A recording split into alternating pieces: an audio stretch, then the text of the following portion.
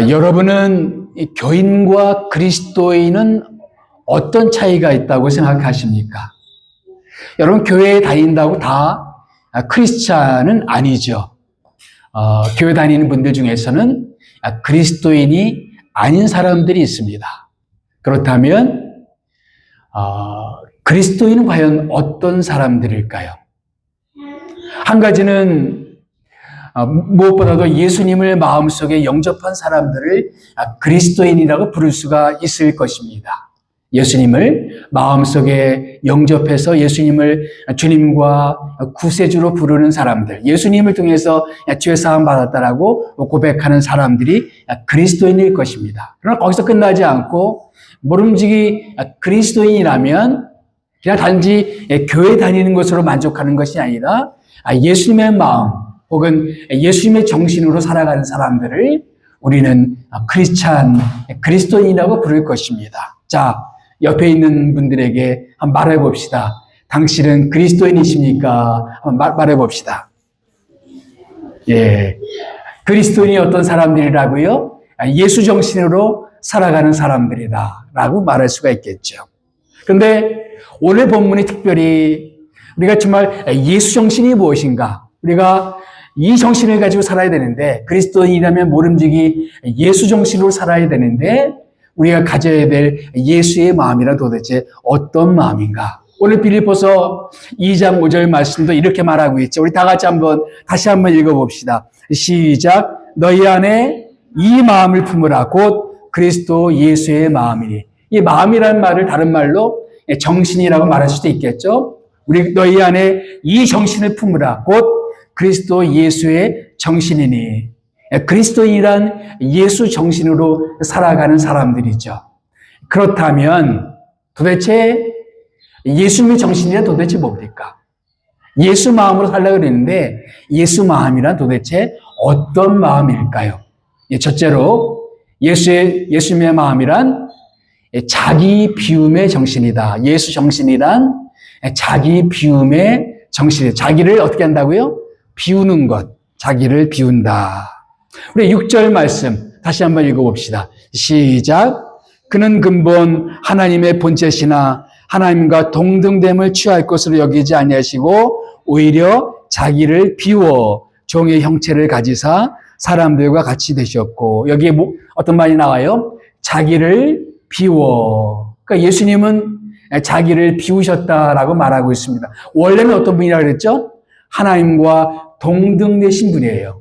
하나님과 똑같은 대우를 받으셔야 되는 분이신데 자기를 비우셨다라고 말하고 있습니다. 바로 예수님께서 사람이 되셔서 이 땅에 오신 그 행위 자체가 자기를 비우신 것이다라고 말하고 있습니다. 제가 예전에 아주 오래전에 읽었던 책 중에 J.I. 패커라는 사람이 쓴 하나님을 아는 지식이라는 그런 책을 읽어본 적이 있습니다. 그 책 가운데 이런 대목이 있어서 제 마음 가운데 깊은 인상으로 남았던 그런 기억이 있습니다. 제가 한번 읽어볼까요? 예수님이 사람이 되셨다는 것을 묘사하면서 이런 글을 썼어요. 하나님이 인간이 되셨고 신의 아들이 유대인이 되셨다. 전능자가 무력한 인간 아기로 지상에 나타나셨다. 할 줄 아는 일이라고는 누워서 말똥말똥 바라보며 꼼지락거리고 소리를 내는 것뿐이었다. 다른 모든 아이처럼 누가 먹여주고 기저귀를 갈아주고 말을 가르쳐야 했다. 하나님의 아들이 실제로 유아가 되셨다. 생각할수록 머리가 어찌해진다. 그 어떤 픽션에도 이 성육신의 진리만큼 기상천외한 요소는 없다라고 글을 썼어요. 저는 예수님이 이 땅에 오셨다라는 것을 많이 생각해 봤지만, 예수님이 아기가 되셨다. 우리가 기저귀를 갈아줘야 되고, 그리고 먹여줘야 되고, 우리가 양육해야 되는 그런 아기, 그런 이미지로 많이 생각해 보지 못했는데, 이 글을 읽으면서, 그렇지. 예수님은 이 땅에 오신 것이 누군가를 의존할 수밖에 없는 그런 존재. 예. 모든 것을 좌지우지하시던 그 예수님께서 이제는 누군가가 도와주지 않으면 생존할 수 없는 그런 존재로 이 땅에 오셨다. 이런 사실을 묵상할 때 제 마음 가운데 깊은 울림이 있었습니다. 예수님의 철저한 자기 비움이죠. 우리는 이 땅을 살아가면서 뭐든지 자기 뜻대로 하기를 원합니다. 그런데 그것을 중지하고 누군가에 의존해서 살아가야 되는 그런 상황을 누구도 기뻐하지 않죠. 흔히 이것을 우리는 뭐라고 부르냐면은 자기 비움을 다른 말로 자기를 내려놓는다라는 말로도 표현합니다. 자기를 내려놓는다. 때로 우리는 내 생각을 내려놓아야 될 때가 있고, 내 욕심을 내려놓아야 될 때가 있고, 내가 집착하는 것들, 때로는 물질에 집착하고 인기에 집착하고 하는 것들을 내려놓아야 될 때가 있습니다. 내가 꼭 성취하고 싶어 했던 내 야망을 내려놓아야 될 때가 있습니다. 때로는 내가 주님을 믿으면서 미래에 대한 내 계획도 내려놓아야 될 때가 있고, 혹은 내 마음 가운데 이런저런 염려거리들도 주님 앞에 맡겨야 될 때가 있습니다. 주님이 뭐라고 하셨습니까? 수고하고 무거운 짐진 자들아 다 내게로 오라. 내가 너희를 쉬게 하리라. 주님은 우리가 가지고 있는 모든 염려들도 주님께 다 내려놓기를 원하십니다. 혹은 내가 이제까지 경험했던 내 경험도 내려놓아야 되고, 내가 알고 있는 내 지식까지도 내려놓아야 될 때가 있고, 혹은 세상적인 성공의 기준들도 내려놓아야 될 때가 있습니다. 흔히 우리가 생각하는 성공이라는 것. 그런데 주님 보시기에 그것이 성공이 아닐 수도 있다는 겁니다. 모든 것을 다 얻은 것 같은데 주님을 놓쳐버렸다면 진짜 성공이 아닐 수가 있죠. 정말 많은 것을 이루었다고 생각했는데 가정이 화평하지 못하다면 진짜 성공이 아닐 수가 있죠. 내가 많은 것을 성취했다고 생각하는데 내 아이들이 나를 멀리한다면 진짜 성공이라고 말하기가 어렵죠.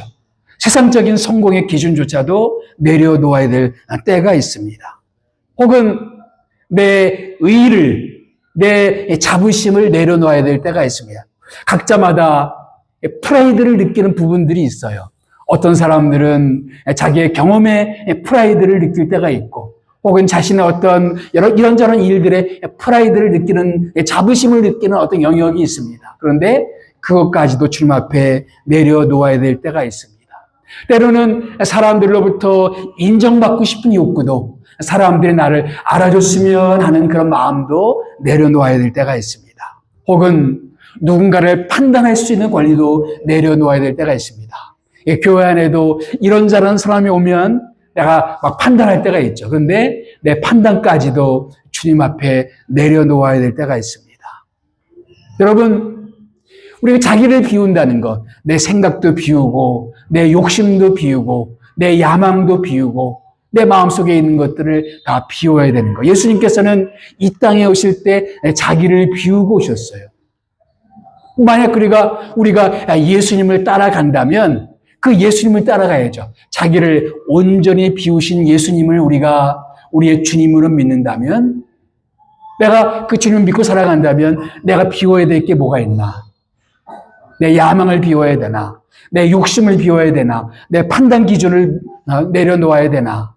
매일매일 우리는 주님을 따라갈 때 이런 정신을 가지고 살아가야 된다는 거죠. 내가 움켜잡고 있는 것을 놓치지 않기 위해서 꾹 움켜잡고 있는 것이 아니라 그것들을 주님 앞에 내려놓고 주님의 인도하심에 맡기면서 한 걸음 한 걸음 살아가는 것이 그리스도인이고 예수 정신으로 살아가는 사람들이죠. 예수님이 이 땅에 오실 때 자기를 비우셨습니다. 두 번째 예수님의 정신, 그것은 복종의 정신이다라고 말할 수가 있을 것 같습니다. 복종의 정신. 우리 8절 말씀 다 같이 한번 읽어볼까요? 8절 시작. 자기를 낮추시고 죽기까지 복종하셨으니 곧 십자가에 죽으심이라. 여기 복종, obedience. 죽기까지 복종하셨다. 어디까지? 십자가를 지시기까지 복종하셨다. 여러분, 예수님이 십자가 지시기 전날 밤에 어떤 동산에 올라가셨죠? 무슨 동산? 겟세마네 동산에서 올라가셔서 기도하셨습니다. 무슨 기도하셨습니까? 할 수만 있으면 이 잔을 옮기시옵소서. 이 잔이 무슨 잔입니까? 십자가를 지는 거죠. 그러니까 예수님도 십자가는 피하고 싶었어요. 그래서 할 수만 있으면 이 잔을 옮기시옵소서. 솔직하게 예수님도 십자가 지시는 일이 즐겁지 않았습니다. 마찬가지로 우리에게도 피하고 싶은 십자가가 있어요, 없어요? 우리 각자에게는. 우리 각자에게도 짊어지고 싶지 않은 십자가는 다 있다라는 겁니다. 어떤 사람에게는 남편이 십자가일 수가 있고, 어떤 사람은 아내가 십자가일 수가 있고, 어떤 사람에게는 부모가 십자가일 수가 있고, 어떤 사람에게는 자식이 십자가일 수가 있고, 어떤 사람에게는 친구가 십자가일 수가 있고, 어떤 사람에게는 다니는 교회 목사님이 그 사람의 십자가일 수가 있고, 각자마다 피하고 싶은 십자가가 다 있어요. 인생 가운데 십자가가 없는 사람은 아무도 없습니다. 예수께서 말씀하시기를 누구든지 나를 따라오려거든 자기 십자가를 지고 나를 따를 것이니라. 그러니까 뭐예요? 각자마다 하나님이 맡겨놓은 십자가가 다 있다는 겁니다. 피하고 싶은 십자가가 다 있어요. 즐겁지 않은 십자가가 있어요. 그런데 예수님이 겟세마네에서 하신 기도는 할 수만 있으면 이 잔을 옮기시옵소서, 이 기도만 하신 것이 아니라 그 다음에 무슨 기도를 하셨습니까? 그러나 내 뜻대로 마옵시고 아버지의 뜻대로 되기를 원합니다. 그러니까 하나님의 뜻에 순종하셨죠. 맡기셨죠. 그러니까 십자가 지는 것은 피하고 싶었지만 결국은 십자가를 짊어지셨습니다. 십자가에서 죽으셨습니다. 복정이죠. 예수께서 십자가에서 죽으셨던 것은 복정이죠. 마찬가지로 내 삶 가운데서도 내가 피하고 싶은 것이 있어요, 없어요? 우리 각자에게 솔직하게 있지요, 사람들마다. 근데 주님은 너는 그 십자가를 짊어져야 된다 말씀하시는 겁니다. 사람마다 달라요. 그렇지만 각자에게 맡겨주신 그 십자가가 있습니다. 아마 여러분에게 제가 언젠가 얘기했던 것 같은데, 예전 그 LA에서 어떤 젊은 부부가 있었는데 오랫동안 아기를 위해서 기도해야 되는데 아기를 가질 수가 없었어요. 무려 10년 만에 드디어 기도의 응답으로 임신을 했어요. 그리고 때가 되어서 출산을 하게 되었는데, 그래서 이제 남편은 뭐 출산 그 때를 지키지 못해서 못 보지 못했고 병실에 들어갔는데 간호사들이 별로 표정이 밝지가 않은 거예요. 아내를 보니까 눈이 퉁퉁 부어 있어요. 웬일인가 싶었더니 정말 기가 막힌 그런 기형아를 낳은 것입니다. 그래서 정말 그 아내도 눈이 퉁퉁 부어 있고, 이 사람은 정말 그 하나님을 열심히 믿고 교회를 열심히 봉사하는 사람인데 너무 충격을 받았어요. 그래서 그 자리로 뛰어나가서 그 근처에 있던 예배당에 갔어요. 그리고 통곡하면서 기도하는 겁니다. 내가 얼마나 하나님을 열심히 섬겼는데 내 기도의 보상이 이것입니까? 어찌 이렇게 이럴 수가 있습니까? 밤새도록 통곡하면서 기도했다고 그래요.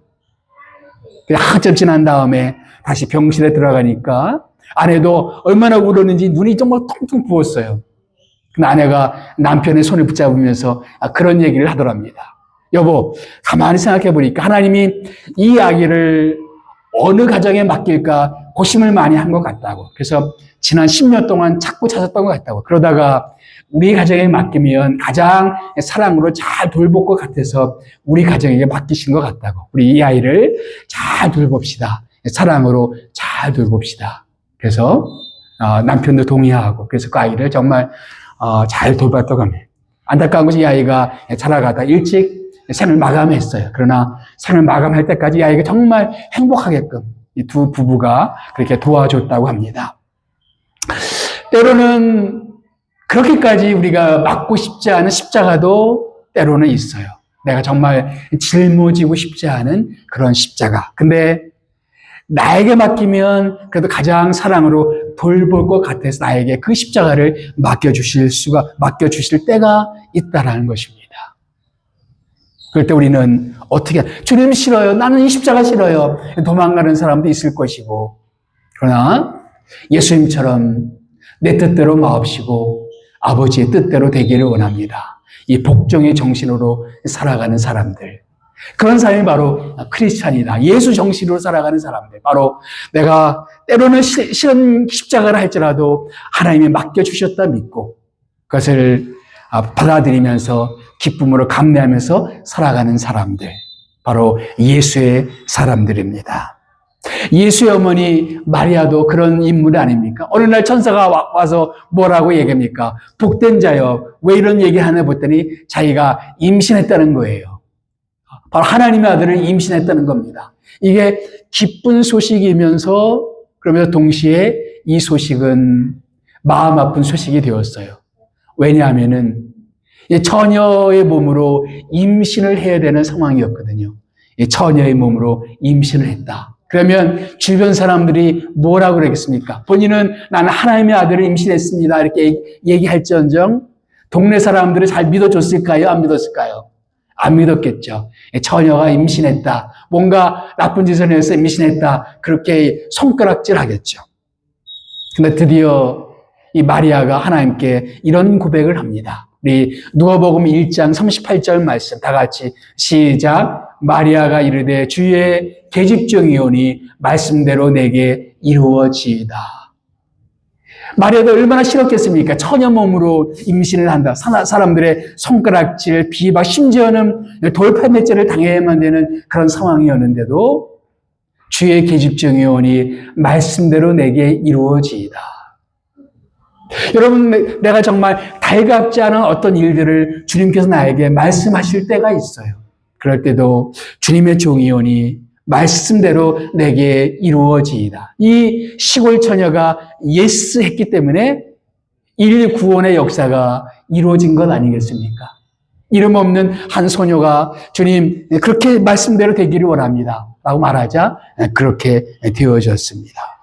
이런 것이 바로 예수 정신이 아닐까요? 때로 내가 싫고 피하고 싶고 도망가고 싶어도 주님을 말씀하셨음에 말씀대로 되기를 원합니다.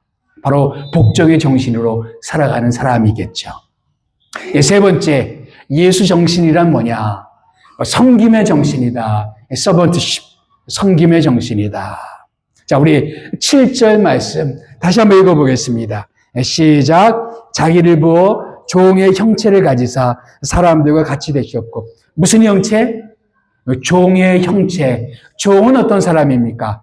다른 사람들을 섬기는 사람이죠. 예수님이 이런 말씀하셨습니다. 마가복음 10장 45절에서 이렇게 말씀하셨습니다. 인자가 온 것은 섬김을 받으려 함이 아니라 도리어 섬기려 하고 자기 목숨을 많은 사람의 대속물로 주려 함이니라. 나는 이 땅에 대접받기 위해서 온 것이 아니다. 섬김받기 위해서 온 것이 아니다. 사람들에게 대우받기 위해서 이 땅에 온 것이 아니다. 나는 오히려 사람들을 섬기기 위해서 이 땅에 왔다. 여러분, 우리가 그 예수를 믿는다면 우리도 같은 고백을 할 수 있어야 될 것입니다. 우리가 이 땅에 있는 이유가 뭡니까? 사람들에게 대우받기 위해서 이 땅에 있는 겁니까? 아니요. 오히려 그 자리에서 다른 사람들을 섬기기 위해서 있는 겁니다. 내가 공부하는 그 이유가 뭐예요? 옛날에 우리 어른들은 그런 말을 많이 했습니다. 야, 공부해서 남 주냐? 그런 말을 많이 했어요. 근데 그리스도인은 달라야 돼요. 공부해서 남 주기 위해서 공부해야 되는 얘기죠. 남 주기 위해서. 내가 공부한 것을 가지고 내 실력을 가지고 누군가를 돕고 섬기고 어려운 사람들을 도울 수 있는 그런 일을 위해서. 그것이 바로 우리들의 소명이란 말이죠. 남 주기 위해서 우리가 공부하고 남 주기 위해서 섬기고 남 주기 위해서 일하고 내가 어딘가에 있다면 우리는 왜 여기에 있는가? 여러분, 하나님이 지금 여러분들을 그 자리에 두신 이유는 뭘까요? 그냥 대접받고 편하고 그냥 쉬고 높은 보수를 받고 그것만이 목적이 아니라는 거예요. 하나님이 여러분을 지금 여러분이 있는 그 자리에 있게 하신 이유가 뭐예요? 누군가를 섬기게 하기 위해서 그 자리에 여러분을 두셨다는 것이죠. 하나님이 여러분을 어떤 자리에 두셨습니까? 어디에 있게 하셨습니까? 그렇다면 우리는 예수님을 기억해야 됩니다. 예수님은 이 땅에 무엇 때문에 오셨다고요? 섬기기 위해서 이 땅에 왔다. 그렇다면 우리가 예수님을 따라간다면 우리는 예수의 정신으로 이 땅을 살아야 되겠죠. 우리가 어디에 있든지 우리는 무엇 때문에 거기 있는 거예요? 누군가를 섬기고 누군가를 돕기 위해서, 누군가를 섬겨주기 위해서 이 땅에 있는 겁니다. 교회도 마찬가지예요. 교회는 왜 존재해야 될까요? 그냥 많은 사람이 모여드는 것이 때문이 아니에요. 교회가 존재함으로 어떤 가정들을 돕고 여기 오는 사람들을 돕고 그들을 위로하고 그들에게 넓은 가족이 되어주고 섬기기 위해서 이 교회는 존재하는 것입니다. 이 코로나 때로 기억되는데 제가 그때 읽었던 소설 가운데 불편한 편의점이라는 소설을 읽었어요. 불편한 편의점. 한번 무겁지 않은 소설이니까 한번 여러분들 기회가 되면 한번 읽어보세요. 이호연 씨가 쓴 소설인데 이 이야기는 그렇습니다. 숙대 근처에 있는 어떤 편의점 이야기입니다. 여기에 교회 다니는 염 권사님이란 분이 편의점 사장입니다. 처음에는 이 사람은 원래 오랫동안 교직 생활을 했기 때문에 오랫동안 교직 생활하면 한국에서는 뭐가 있습니까? 연금이 있죠. 그리고 이 교직 연금이 많죠. 그래서 혼자 살아가기에는 넉넉해요. 근데 어찌어찌 하다 보니까 편의점을 이끌게 돼요. 처음에는 별 열의가 없었어요. 왜냐하면 자기는 연금으로도 충분히 살아갈 수 있기 때문에 별 생각이 없었어요. 그런데 거기서 일하던 사람들, 오여사라는 사람도 있고 나중에는 어떤 노숙자를 보니까 이 사람이 너무 안타까워서 이 사람을 자기 아르바이트생으로 또 삼습니다. 그래서 그 사람도 거기에 고용하게 되고 또 공무원 준비를 하고 있는 서연이라는 그 젊은 대학생도 그 편의점에서 일하게 되고 자기가 편의점을 그만두면 이 사람들은 일자리를 잃어버리는 거예요. 남동생은 편의점에서 돈을 벌려면은 편의점을 크게 해야 된다 자꾸 그렇게 이야기하지만 자기는 그게 목적이 아니다라고 이야기합니다. 그러다가 이제 편의점 근처에 또 다른 또 경쟁 편의점들이 생겼어요. 그래서 새로운 상품들과 그러다 보니까 이 편의점은 이제 구성용품이 자꾸 없어지는 겁니다. 신선한 식품들을 제때 공급 못하니까 사람들 눈에는 불편한 편의점으로 소문이 나기 시작했습니다. 그래서 아들은 엄마 그냥 편의점 접어버리라고 이야기를 합니다. 근데 이 염 권사는 이런 얘기를 해요. 내가 만약 편의점을 그만두면 오 여사도 일자리를 잃고 저 독고 씨도 일자리를 잃고 서연이도 일자리를 잃게 되는 거야. 그러니까 아들이 이런 말을 합니다. 아니요, 엄마가 예수요. 교회 다니면 다 이웃사랑에 목숨 걸어야 돼. 이렇게 이야기합니다. 그러니까 이 염 권사는 이런 얘기를 합니다. 꼭 크리스찬이어서가 아니라 그것이 세상 사는 염치라는 거다. 사장이면 모름지기 직원의 형편을 보살펴 주는 것이 사장이지. 그것이 바로 세상의 염치다. 그런 얘기를 합니다. 저는 이 소설을 읽으면서 편의점을 운영하는 한 사람도 그 편의점을 통해서 누군가를 돕고 누군가를 섬기기 위해서 편의점을 운영한다면 우리가 직장을 다니는 그 이유, 우리가 목회를 하는 그 이유, 우리가 일을 하는 그 이유가 뭘까? 진지하게 고민해 봐야 된다고 생각을 했습니다. 우리는 왜 여기에 있는 것인가? 하나님은 왜 우리를 이 자리에 있게 하셨는가? 하나님은 왜 나를 그 일을 하게 하셨는가? 이 일을 나에게 하셨는가? 내가 일하는 이 일을 왜 나한테 맡기셨는가? 무엇 때문이라고요?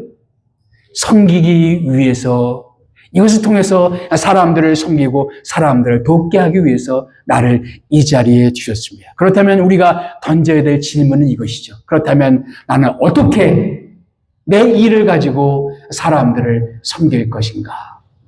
예수님의 말씀을 다시 한번 기억합시다. 인자가 온 것은, 내가 온 것은 섬김을 받으려 함이 아니라 도리어 섬기려 하고 자기 목숨을 많은 사람의 대성물로 주려 함이라. 동사가 두 개죠. 섬긴다, 준다. 우리는 두 가지 목적을 위해서 이 땅을 사는 겁니다. 섬기기 위해서 살고 주기 위해서 이 땅을 살아가는, 이것이 바로 예수 정신이에요. 바로 섬기기 위해서, 주기 위해서 섬김의 정신으로 살아가야 되는 사람들. 오늘 우리는 그리스도인이라면 예수 정신으로 살아가야 된다는 말씀을 나눴습니다. 예수 정신이 뭡니까? 첫 번째가 뭐였어요? 자기 비움의 정신, 자기를 비우는 정신. 두 번째는 복종의 정신. 세 번째는 섬김의 정신. 우리 모두가 그런 정신으로 이 땅 가운데 하루하루 살아가서 이 세상에서 빛과 소금으로 빛나는 우리 모두가 되었으면 좋겠습니다. 기도하겠습니다.